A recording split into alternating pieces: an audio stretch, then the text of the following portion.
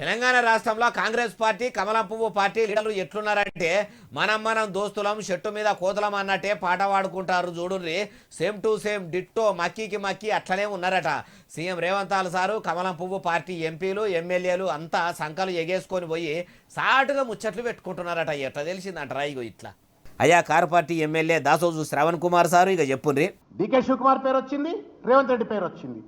DK శివకుమార్ని Karnataka BJP తూర్పార పడుతుంది, Telangana BJP మాత్రం రేవంత్ రెడ్డి సంకలేసుకొని తిరుగుతూ ఉంది. ఇది ఎక్కడ కథ?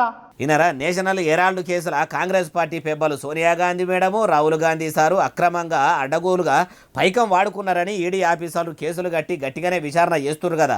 అయితే లోతుగా విచారణ చేస్తే Karnataka deputy CM DK Shivakumar sir పేరు, తెలంగాణ మలి ముఖ్యమంత్రి యనుమల రేవంత్ సారు పేర్లు కూడా బయటకు వచ్చినాయట. కానీ ఇప్పటి వరకు దేశం కోసం ధర్మం కోసం దేవులాడే తెలంగాణ కమలయ్యలు ఒక్క పారి కూడా ఆ కేసు ముచ్చట తీసింది లేదు, రేవంత్ సార్ను రెచ్చగొట్టింది లేదని car party MLC Dasoju Sravan Kumar sir దమ్మురాంగా మాట్లాడుతుండు. అయ్యా దాసోజు సారు, మరి మీ కారు పార్టీ పెబ్బ కేసీఆర్ సార్కు కూడా కాళేశ్వరం కమిషన్ నుంచి నోటీసులు వచ్చినాయట. 15 దినాల్లో కమిషన్ ముంగడికి పోయి వాళ్ళు అడిగిన ప్రశ్నలకు సమాధానాలు చెప్పాలన్నట. మరి మీరు వకీల్ పని కూడా చేస్తారు. మీరు కూడా మొదలు మీ కారు పార్టీ పెబ్బకు ఏమైనా సాయం చేసే పని పెట్టుకోండి సారు. ఈడీ ఆఫీసర్లు రమ్మంటే సీఎం రేవంత్ సార్ కూడా పోయి వస్తాడు తీ అంటుర్రు. ఏముచ్చటిన్నోళ్ళు.